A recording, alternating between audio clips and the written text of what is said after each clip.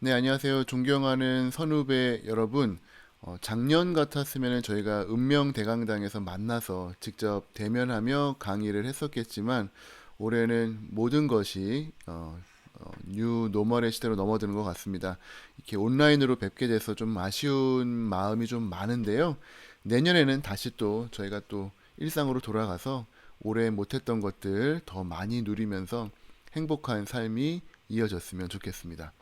오늘 여러분들에게 나누어 드리고 싶은 내용은 치과 영역에서 할 수 있는 이제 절개에 대한 내용들이 되겠습니다. 뭐 인시전, 디시전이라고 라임을 살려가지고 한번 만들어 봤는데, 자, 과연 어떤 절개할까 고민하실 때 한번 정도 생각해 보시면은 도움이 될 만한 내용들을 정리를 해 보았습니다. 치주에서는 대단한 대가시죠. 린데 교수님께서 뼈는 이 톤, 부피를 결정을 하지만 연조직이야말로 이슈다. Soft tissue is the issue라고 하는 멋진 말씀을 남기셨습니다. 정말로 연조직이 항상 문제인 것 같아요. 이 두 연인의 모습을 보면서 아우 참 아름답다라고 느끼시는 분은 거의 없으시겠죠. 네. 왜냐하면 아름다움 내지는 어떤 생명 내지는 기능 결과적으로는 전부 다 연조직에서 오게 됩니다. 물론 뼈도 중요하죠. 뼈도 골격을 유지해야 되니까. 하지만 곰곰이 생각해 보시면 뇌, 심장, 신경, 혈관 모두 다 연조직입니다. 심지어는 뼈가 없더라도 우리 뭐 문어나 뭐 다들 잘 살잖아요. 그쵸? 하지만 연조직이 없다면은 생명은 그 의미가 없지 않을까라는 생각이 들 정도로 정말 중요한 조직임에도 불구하고 참 다루기가 어렵습니다. 소프티슈 매니지먼트라고 하는 거는 아주 오랜 세월의 노력과 훈련과 트레이닝과 경험이 필요로 한 것 같아요. 그래서 저는 연조직 수술, 특히 이제 일반적인 치과 수술에 있어서 수술의 50%는 인시전이고 나머지 50%는 수처다. 제가 정말 진지하게 네, 궁서체로 써봤습니다. 그러면 뭐 안에 드릴링이라든지 뭐 이런 거는 어떡하냐. 네, 그런 것도 물론 중요하죠. 하지만 어떤 의미에서는 훈련하면 그런 부분들은 금방 늘 수 있는 부분들인데 이 인시전과 수처는 쉽사리 들지 않는 것 같습니다. 그리고 수술의 결과에 정말 치명적인 영향을 주는 부분인 것 같아요. 중국 청나라 때의 화가 석도라고 하는 이 아주 유명한 화가분이신데 이분이 그린 뭐 탁 열려도라는 그림이 있습니다. 뭐 지금 보면은 뭐 그렇게 잘 그린 그림 아닌데라고 할 수도 있지만 그 당시 사람들에게는 아주 엄청난 그림이었죠, 그렇죠? 이분이 이제 남기신 어떤 철학 중에서 일획론이라고 하는 철학이 있습니다. 하나의 획으로 어떤 철학을 만든 건데 한번 대화로 한번 구성을 해봤습니다. 스승님, 회화의 기본이 무엇이라 생각하십니까? 일획이다. 어떤 그림이든 1획에서 시작한다. 하지만 그 1획은 천지 밖의 억만 개의 필묵을 수용한다. 이 1획은 보통 사람이 그린 평범한 섬처럼 보이지만 이것이야말로 세계와 인상에 대한 완전한 이해이며 그리고자 하는 그림 전체에 대한 창조적인 기초다. 그리는 사람에 따라 상이한 일획이 만들어지고 작품의 우열과 평가가 드러나는 법이다. 이것이 바로 일획론입니다. 느낌이 오시죠? 무슨 말을 드리려고 하는지. 네. 수술에도 일획론이 있는데 바로 인시전, 절개입니다. 수술의 일획론. 스승님, 수술의 기본이 무엇이라 생각하십니까? 일획이다. 어떤 수술이건 이 절개의 1획부터 시작한다. 하지만 이 1획에는 억만 개 인시전을 수용하고 있고 보통 의사가 그린 평범한 절개선처럼 보이지만 이것이야말로 세계와 인상에 대한 완전한 이해이며 하고자 하는 수술 전체에 대한 창조적인 기초이다. 수술하는 사람에 따라 상이한 일획이 만들어지고 그 수술의 우열과 평가가 드러나는 법이다. 오늘 제가 말씀드리려고 하는 것 바로 이 1획입니다. 1획. 다양한 일획들이 있죠. 뭐 우리나라의 아주 유명한 무해도 보통제라는 책에 보면은 다양한 칼놀림에 대한 설명들이 있는데 수술에 보통지를 한번 만들어 보겠다는 생각으로 절개법들을 지금 모으고 있습니다. 안타깝게도 오늘은 그 모든 내용들을 다 보여드리긴 좀 어려울 것 같아서 몇 가지 중요한 것들만 추려봤으니까 그 내용들을 좀 하나씩 같이 살펴보시도록 하겠습니다. 자, 첫 번째 내용입니다. 인시전과 수처이라고 하는 이 중요한 50%, 50% 결국은 수술의 100%다. 그 말씀을 좀 드리기 위해서 이 케이스를 좀 빌려왔습니다. 저희 수련이 선생님의 케이스인데요. 루트 커버리지를 위해서 의뢰가 되신 분입니다. 네, 보니까 상당히 상태가 안 좋아요. 하지만 각화층 폭이 꽤 넓기 때문에 괜찮은 치료를 한다면은 잘 아물 수도 있을 것 같다는 생각이 들죠. 이제 하고 싶었던 수술은 아마 레터럴리 포지션드 플랩인 것 같아요. 네, 이게 치주하는 사람들에게는 약간은 미분과 적분 같은 그런 개념이라고 하죠. 계산해가지고 그 면적을 옮겼을 때 기가 막히게 딱 맞아 들어가는 그 순간, 그 희열이 있는데 복잡한 디자인을 합니다. 그리고 나서 이제 실천을 옮겨야 되는데 보시면 벌써 약간 느낌이 좋지가 않죠. 네, 절개선도 상당히 좀 버티컬로 길고요. 판막의 텐션이 지금 어마어마합니다. 네, 하고자 하는 바는 있으나 그게 잘 구현된 것 같진 않아요. 수철 한번 볼까요? 아마 좀 깜짝 놀라실 수 있는데 네, 이렇습니다. 뭐 일단 판막을 옮겼는데 고정은 해야 되겠고 급한 마음에 대략 한 20개 정도의 봉합을 한 것 같아요. 최선을 다했습니다. 최선을 다했기 때문에 뭐라 할 수는 없는데 4일 만에 이제 드레싱 결과 보니까 결과가 안 좋죠. 그렇죠? 이미 덮으려고 했던 치아 쪽에는 다시 익스포저가 생겼습니다. 왜냐하면 텐션이 강했기 때문에 덮이는 건 불가능하죠. 결과적으로 한 달 뒤, 5주 뒤에 보니까 한 절반 정도 덮이고 나머지는 노출되어 있던 그런 상태가 되었어요. 인시전과 봉합이 중요하다. 네, 그 말씀을 좀 드리고 싶었던 겁니다. 기본적으로 두 가지 절개가 있죠. 운드라는 표현이랑도 비슷한 표현이 되는데 이 절개가 깨끗하게 들어가지 않은 경우 대개 이제 2차 봉합 내지는 세컨더리 운드가 만들어집니다. 우리 흔히 말하는 이 피딱지가 만들어지면서 거기에 상피가 천천히 이주하고 딜레이드 힐링이 발생을 하죠. 뭐 우연히 잘 치유가 되면 깨끗하게 되지만 거의 대부분 흉터가 많이 생기게 되고 이 스카에 의한 스카 티슈가 많이 생기죠. 별로 저희가 원치 않는 그런 수술들입니다. 뭐 심장 수술했는데 세컨더리 운드로 이렇게 치유시켜서 하면은 안 되죠. 감염의 위험성 높아지죠. 진짜 좋은 외과 의사라고 한다면은 프라이머리 운드를 만들어야 됩니다. 저희 옛날 무협지 영화 보면 이렇게 막 칼싸움 하잖아요. 막 하다가 칼로 이렇게 막 샥 뱉습니다.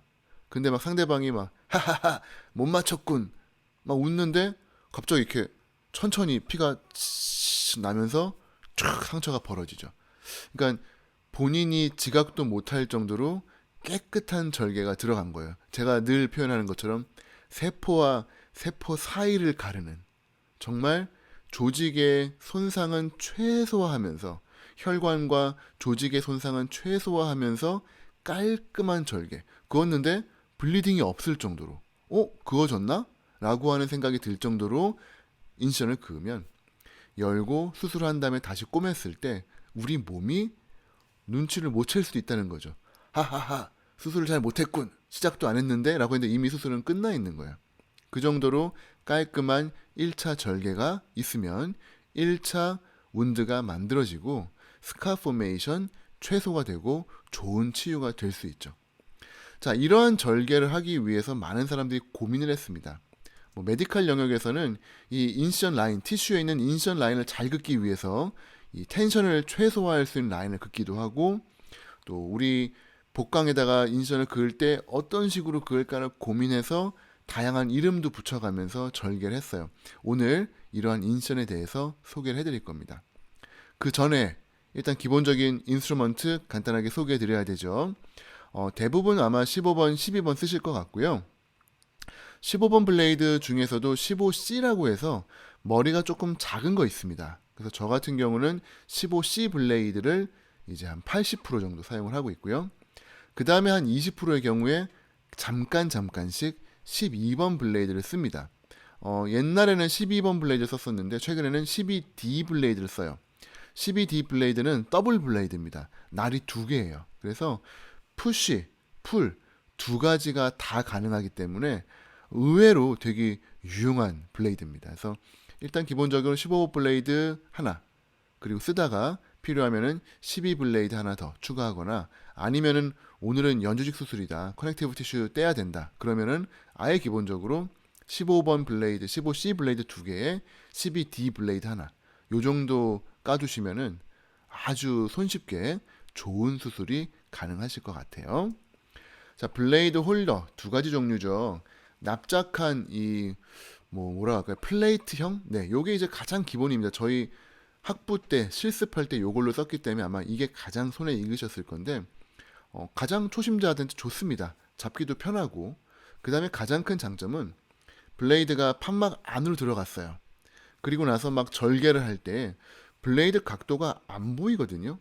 근데 블레이드의 각도는 안 보이지만 플레이트의 각도가 보이기 때문에, 아, 내가 지금 블레이드가 이렇게 돌아가는구나, 저렇게 돌아가는구나를 알 수 있어요. 초보자한테 참 좋은 블레이드입니다.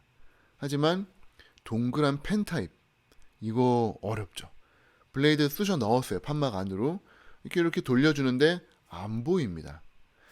초심자한테는 좀 어려울 수 있어요. 하지만 숙련된 사람한테는 오히려 더 좋죠. 왜냐하면은 치아는 면이 아니라 동그란 곡선이죠. 그렇기 때문에 치아를 따라서 이렇게, 정말 이렇게 돌리면은 예쁜 난을 치듯이 치아를 따라서 절개를 하는 정말 기기묘묘한 절개들이 가능하기 때문에, 숙련자라고 한다면은 이런 펜 타입 홀더 한번 써보시면 인시전하는 재미가 좋으실 것 같아요. 자, 플레이트형 인시전 홀더 잡는 방법, 가장 기본적인 방법입니다. 하지만 저희 치과에서는 쓸 일이 없어요. 아래쪽으로 강하게 누르고 긋는 거는 사실은 메디칼 쪽에서 주로 피부에다가 긋는 거기 때문에 저희는 저렇게 잡을 일이 거의 없습니다. 사실 저희는 펜 타입이죠. 펜으로 잡고, 뭐 원하시면 펜 내지는 세 번째 손가락을 앞으로 뻗어서 이 모디파이드 펜으로 잡으신 다음에 이걸 가지고 조심스럽게, 너무 훅 들어가지 말고, 네, 우리 인생에서 너무 훅 들어가는 일은 상대가 놀랄 수 있기 때문에 주의해야 되죠. 네, 조심스럽게 똑똑똑 두드려 보고 들어가듯이 살살 들어갈 수 있으려면은 아까 플레이트를 누르는 힘보다는 이런 펜 타입이 좀 더 좋을 것 같아요. 게다가 이렇게 막 절개하고 있는데 뒤에서 어시스트가 원장님 그러고 등을 팍 쳐요. 그럼 이제 블레이드가 막 확, 아, 이거는 정말 상상도 하기 무서운 상황이죠. 그렇죠? 자, 그래서 우리는 브레이크가 필요합니다. 훅 들어가지 않도록 브레이크가 필요한데, 그게 바로 뭐냐? 경조직에 레스트를 주셔야 돼요. 저는 정말 블레이드 사용할 때 최선을 다해서 주의를 합니다. 예전에 한번 제가 실수를 해서 이 환자분 볼 옆에 스카를 남긴 적이 있기 때문에 그게 항상 마음에 좀 걸려서 이 레스트를 잘 주려고 노력을 해요. 대부분 이제 세 번째나 네 번째 손가락으로 치아 내지는 이 외부 피부라도 뼈 위에다가 좀 대면은 좀 낫습니다. 필요하신 경우에는 왼손에 검지 같은 걸로 이렇게 손에 블레이드를 좀 같이 잡아주시면은 좀 더 떨림을 방지한다거나 훅 들어가는 거를 막아주는 브레이크 역할이 가능하겠죠. 제일 좋은 거는 전치부 쪽에다가 레스트를 딱 두시고 절개 그으시면 좋겠습니다. 자, 블레이드 15번, 12번 사용하는 거는 우리 김도영 원장님, 제가 존경하는 김도영 원장님의 키 오브 임플란트라는 책을 보시면은 아주 잘 설명이 돼 있어서 그 그림을 제가 가지고 왔습니다. 15번 블레이드는 일단은 절개하는 면이 곡선이에요. 그렇기 때문에 고래 치유가 울퉁불퉁한 부위도 잘 절개를 할 수 있다는 장점이 있습니다. 반면에 12번 블레이드는 끝이 뾰족해요. 그렇기 때문에 골막의 치유가 좋지 않은 경우엔 절개할 때 자꾸 이게 막 걸립니다. 그럼 어떻게 될까요? 결과적으로는 판막을 열어보면 톱니바퀴 모양으로 이 연조직 판막이 막 찢겨 있죠. 그래서 예쁜 절개를 위해서는 15번 블레이드가 사실 좋고요. 12번 블레이드는 이제 절개 후에 부분을 마무리하실 때 사용하시면 좋을 것 같아요. 15번 블레이드가 그래서 사실은 더 많이 쓰임에도 불구하고 단점이 하나 있죠. 절개가 되는 부분과 피부 밖으로, 진지바 밖으로 나와 있는 부분에 갭이 발생합니다. 직선 블레이드가 아니기 때문에 골막 잘리는 부분과 진지바 부위에 갭이 생겨요. 그래서 15번 블레이드는 외부에서는 예쁘게 잘렸다 싶지만 사실은 그 하방에서는 덜 잘려 있는 경우들이 꽤 있습니다. 그래서 반드시 내가 여기까지 그어야 된다라고 하면은 그것보다 한 1, 2mm 정도 조금 더 가는 거를 저희가 추천을 드려요. 왜냐하면 판막 절개하다 보면은 저 부분이 꼭 뜯어지기 시작합니다. 그래서 판막을 깨끗하게 들어 올리기 위해서 1, 2mm 정도 더 가는 거를 추천을 드리고, 만일 저게 싫다 하시는 분들은 절개 후에 오번 나이프나 커클랜드 나이프 같은 걸 이용을 해가지고 하방을 좀 잘 끊고 그 다음에 판막을 열어주시면 좋을 것 같아요. 자, 15번 블레이드의 단점이 또 하나 있죠. 23번 부위, 9시 방향으로 들어가서 23번 부위 절개하는데 15번 부위가 팔이 막 안 돌아갑니다. 치아 쪽까지 컷이 잘 안 될 때 있죠. 또 내지는 치아 3번과 5번 사이에 4번이 들어가야 되는데 15번 블레이드 넣었는데 도저히 치아 쪽으로 회전이 안 돼요. 그럴 때에는 또 12번 블레이드가 아주 기가 막히게 도움이 많이 되죠. 15번, 12번 적절하게 잘 활용하시면 좋을 것 같고요. 어떤 절개든지 간에 절개하시기 전에는 1000번, 10,000번 고민하십시오. 다양한 디자인 고민하시고 무엇이 최선인지 고민한 다음에 절개할 때에는 과감하게 무조건 골막까지 들어가서 피자 컷을 해주셔야 돼요. 그게 포인트입니다. 요거를 꼭 좀 기억을 해주시면 좋겠어요. 자, 절개를 하는 부위를 좀 알아야 저희가 좋은 절개가 되겠죠. 막 천지적으로 여기 하면 좋겠는데 하면은 결과적으로는 치유가 안 좋을 때가 있습니다. 왠지를 좀 아셔야 되는데, 일단 기본적으로 절개를 하면은 우리는 혈관을 끊게 됩니다. 혈관을 끊으면 혈류 공급이 안 좋아지고 결과적으로 치유는 떨어지죠. 따라서 절개의 가장 큰 목표는 혈류 공급을 차단하는 것을 최소화할 수 있는 부위로 가야 돼요. 제가 아까 말씀드린 세포와 세포 사이로, 혈관과 혈관 사이로, 그렇다고 막 꼬불꼬불 갈 수는 없습니다만 혈관이 잘 주행하지 않는 쪽을 가는 것이 나중에 치유가 좋아지는 거죠. 하악과 같은 경우에는 크게 4가지 내지는 5가지 아터리가 혈류 공급을 하고 있습니다. 페이셜 아터리와 이 라비알 멘탈 아터리가 이제 바깥쪽에 진지바 바깥쪽을 혈류 공급을 해주고 있고요. 설측에는 서브멘탈, 서브링골 아터리가 들어가 있습니다. 상악의 경우는 어떨까요? 조금 더 많습니다. 이 상악 바깥쪽은 인프라 오비탈 아터리, 앞쪽 부분은 페이셜 아터리가 브랜치가 나와 있고요. 구개측에는 전치부 쪽에는 이 디센딩 팔라틴 그리고 엔테리어 스피어리어 알베올라 아터리가 있고요. 그 다음에 어금니 쪽은 디센딩 팔라틴 아터리가 공급을 해주고 있죠. 자, 복잡하게 혈관들이 엮여 있는 요 상황에서 어디에 절개를 그어야 될까? 아주 좋은 연구 소개해 드리도록 하겠습니다. 협측에 먼저 인디아 잉크를 넣어가지고 염색을 해봐요. 그러면은 놀랍게도 협측 혈관을 따라서 잉크가 쫙 퍼지면서 이런 색깔로 바뀌죠. 검은 색깔로. 근데 설측으로 안 넘어갑니다. 또 반대로 설측을 하면은 협측으로 안 넘어와요. 협측과 설측의 혈관 공급이 다르기 때문에 그런데 자세히 보시면은 치조정 부위에 협과 설이 만나는 그 사이에 아주 작은 갭이 발생합니다. 거기가 바로 인시전을 위한 최적화된 자리예요. 물론 혈관이 아예 없는 건 아닙니다. 모세혈관도 개통이 되어 있고 혈관이 왔다 갔다 하고 있는데 최소한 아테리올 내지는 작은 꽤 큰 혈관들은 좀 빠져 있기 때문에 혈류의 차단을 최소화할 수 있는 거죠. 그래서 결과적으로 치과의 가장 기본적인 절개는 미드 크레스탈이 될 수밖에 없습니다. 가장 치유를 좋게 할 수 있기 때문에 미드 크레스탈로 따라서 인시전 쭉 그어주시고요. 그렇게만 하면은 시야 확보가 잘 안 되죠. 그래서 어쩔 수 없이 이제 버티컬 인시전이라든지 컷백 인시전 등등을 그어주는 거고, 좀 더 확장을 해야 되는데 치아가 있다. 그렇게 되면은 서큘러 인시전, 치아 열구를 따라서 절개를 긋게 되는 겁니다. 결과적으로는 미드 크레스탈이 기본이다. 미드크레스탈은 결국은 호리존탈 인시전의 하나죠. 수평으로 쭉 그어주는 거니까. 우리 박광봉 원장님의 책에 보면은 직접 그리신 그림 같은데 예쁜 그림이 있어요. 미드크레스탈 인시전. 네, 이렇게 그으시면 되고요. 뭐 예전같이 T자형, H자형 만들어가지고 판막 열면은 시야 확보도 좋고, 네, 봉합하기도 편하고. 그래서 옛날엔 이거 많이 쓰셨던 것 같은데, 요건 이제 다들 잘 아시니까 오늘 조금 재밌는 인션 하나 소개해드리겠습니다. 바로 버칼 인션인데요. 대부분 저희는 각화치 현상에다가 절개를 그어야 된다라고 아주 교육을 많이 받았죠. 예, 봉합도 편하고 말려서 들어가지도 않고 여러 가지 장점이 있기 때문인데, 의도적으로 버칼 뮤코자에다가 절개를 긋는 그 하나의 테크닉입니다. 특히 이제 요 이름은 에들람 메이어 테크닉이라고 불리는데요.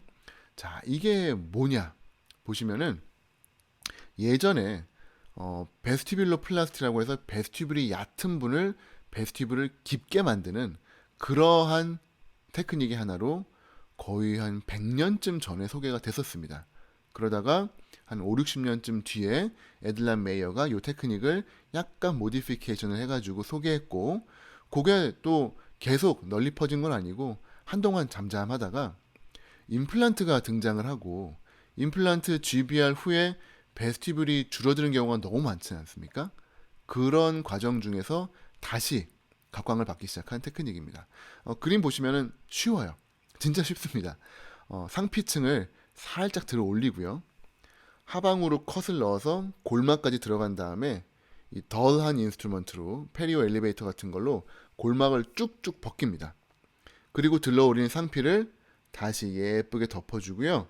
뭐 이 오리지널에서는 봉합을 해주지만 저는 이제 모디피케이션 시켜가지고 봉합을 안 해요. 그리고 나서 수술을 끝내면은 길면 5분 내지는 뭐 3분 이내로 수술이 끝나죠. 그리고 거즈 한번 꾹 눌러주시면은 수술은 끝입니다.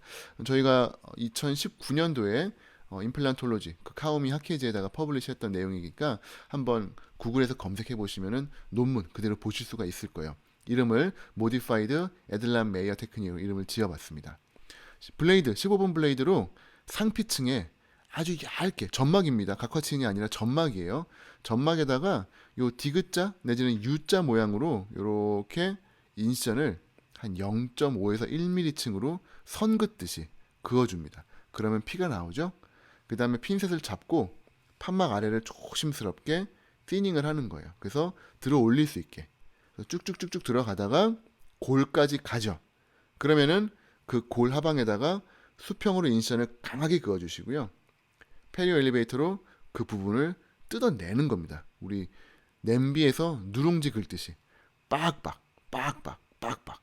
그 다음에 하얀 뼈가 나와요. 되게 요 포인트에서 어우 괜히 했다 막 후회하시는데, 네, 그렇게까지 후회하실 필요는 없습니다. 괜찮습니다. 치유는 상당히 빨라요. 이 들어 올린 상피를 하얀 뼈 위에 펴주는 거예요. 그 기간 동안에 잠깐 사이에 벌써 말려 있거든요. 잘 당겨가지고 펴주세요. 펴서 골에다가 꾹 눌러줍니다.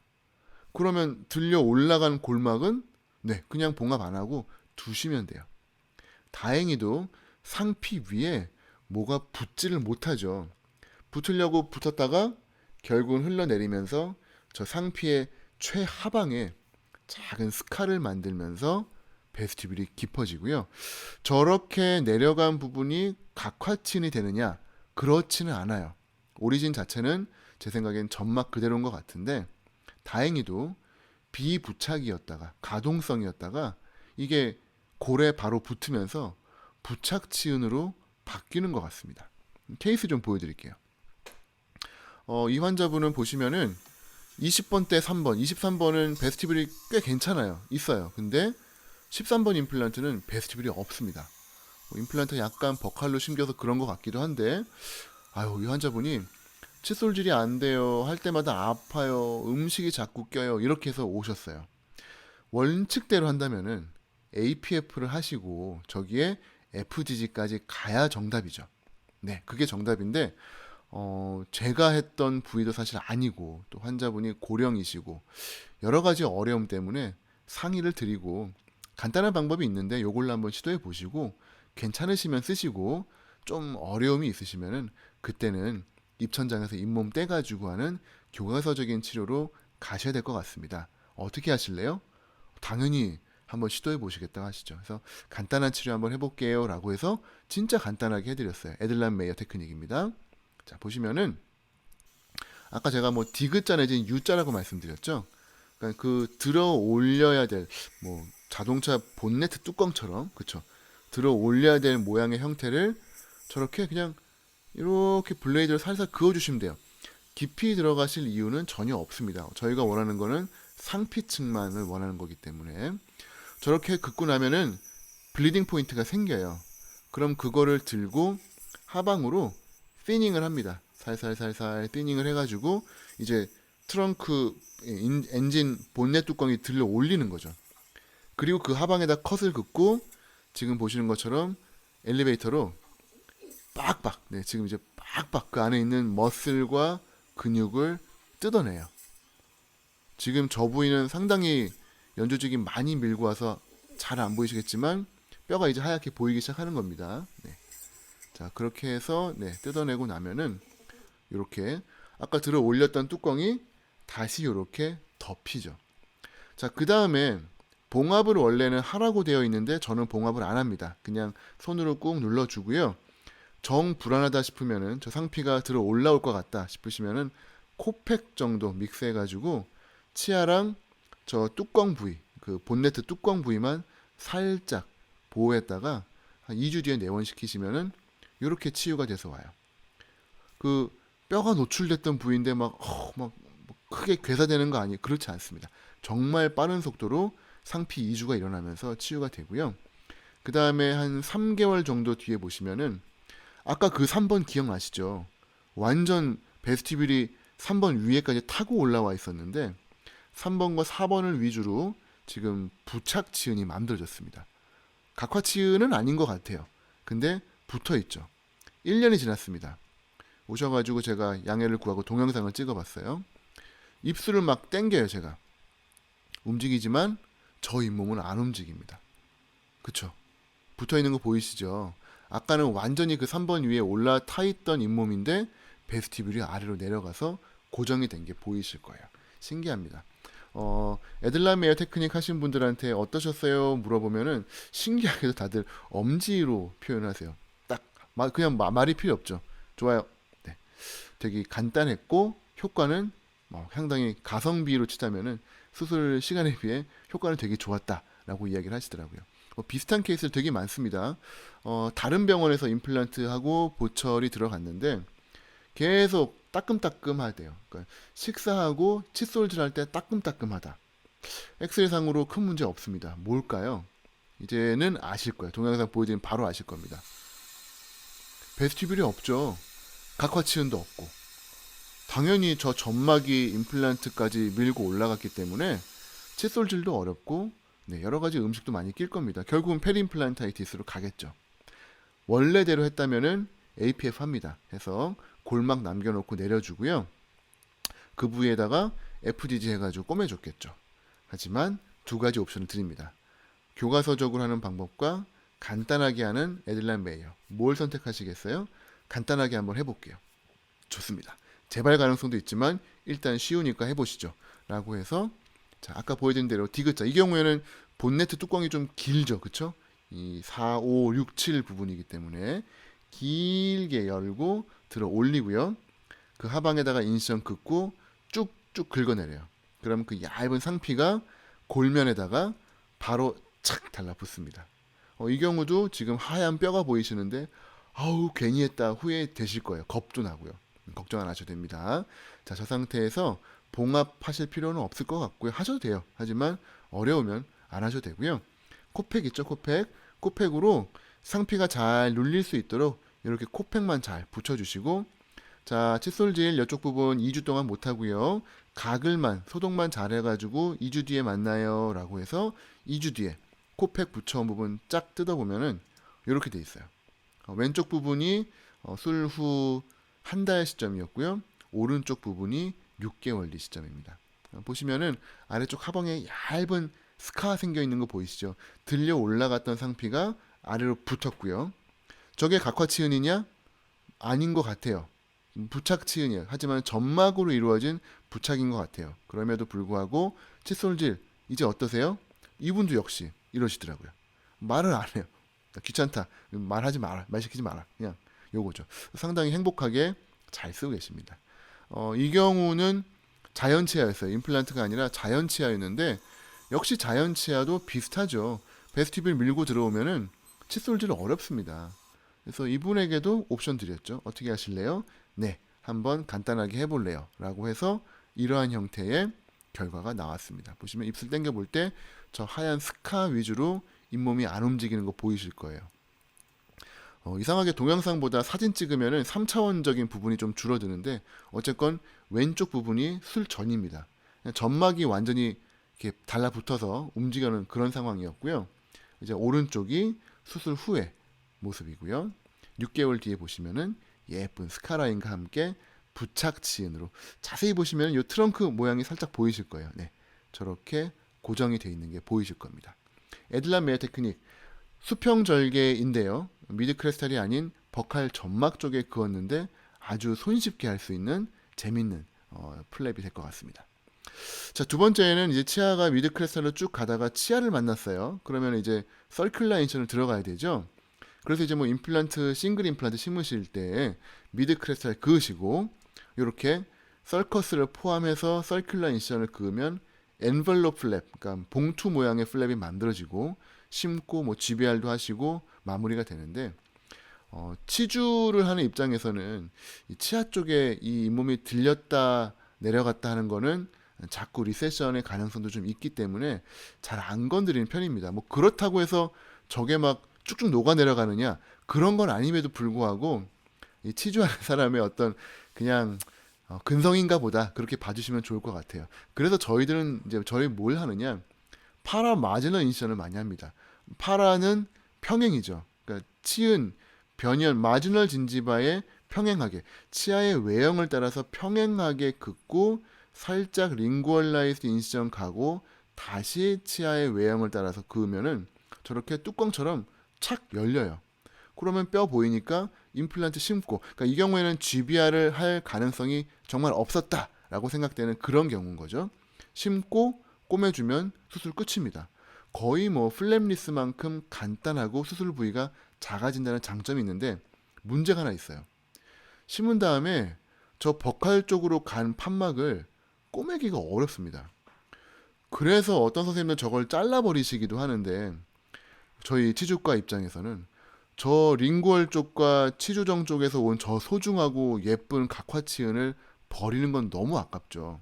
그래서 우리 역시 이제 김도영 원장님이 쓰신 책에 보니까 이렇게 판막을 말아가지고 꼬매는 방법이 있더라고요. 그래서 제가 이제 플랫 폴딩 수처라고 해서 임상 연구를 진행을 했습니다.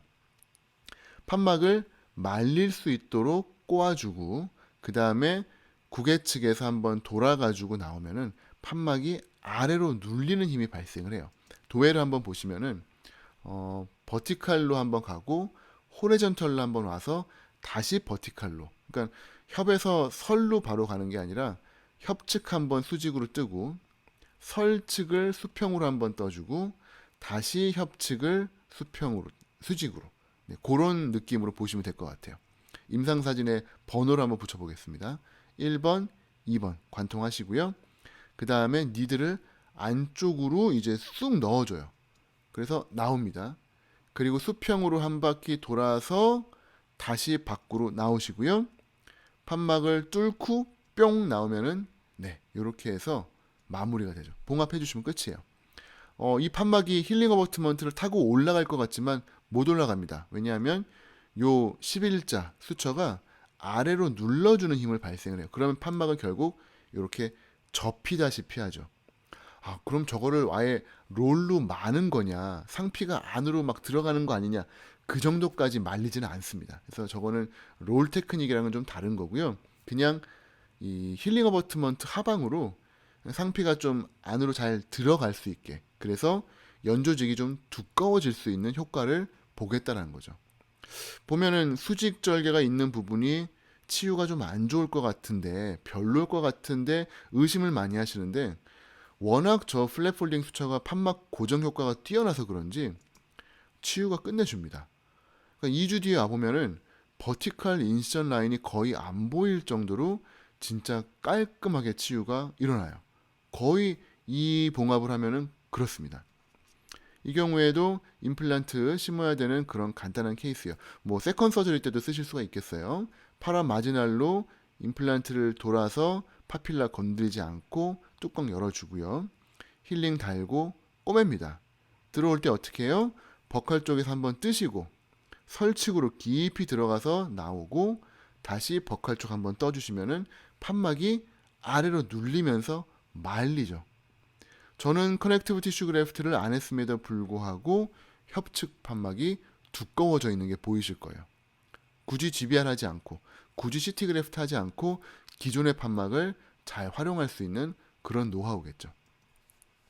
제가 진행했던 임상 연구입니다. 임플란트 심기 전에 이런 식으로 판막을 파라 마지날로 열고요. 임플란트 심고 힐링 어버트먼트를 이 스캔을 할 수 있는 그런 힐링 어버트먼트가 있더라고요. 그래서 그거를 연결한 다음에 플랫 폴딩 수처를 진행을 했습니다.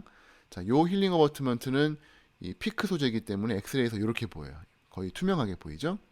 그다음에 이제 스캐너를 이용을 해가지고 술 전에 연조직을 계측을 하고요.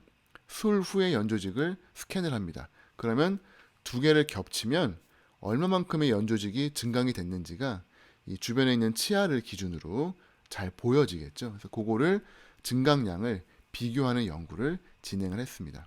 치유도 두툼하게 잘 된 게 보이실 거고요. 연구 진행 중에 되게 재밌었던 게 앞뒤로 서로 다른 봉합을 하고 비교해 볼 수 있는 기회가 생겼어요. 두 개 임플란트 심었는데 앞쪽 부분, 전치부 쪽은 플랫 폴딩, 뒤쪽 부분은 인터럽티드 수처였습니다. 보시면은 인터럽티드 하나, 인터럽티드 두 개, 앞부분은 플랫 폴딩 수처. 이렇게 해가지고 했는데 위에선 잘 안 보이시죠? 협측에서 한번 보여드릴게요. 보시면은 판막이 아래로 착 눌렸죠. 그리고 판막이 동그랗게 나왔죠. 디스탈 거 보세요. 인터럽트가 두 개 들어가다 보니까 판막이 벌써 좀 나풀나풀 힐링을 타고 올라가 있고요.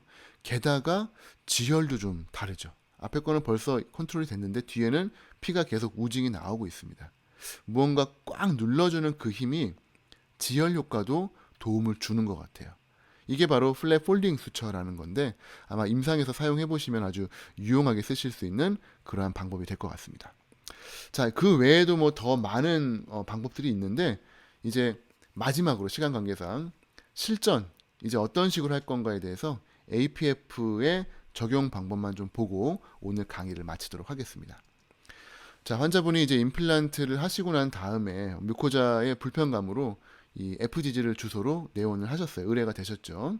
자, 보면은 저 화살표 모양으로 아래쪽으로 판막 부분에 각화치은을 대체를 시켜야 되는 게 저의 사명입니다.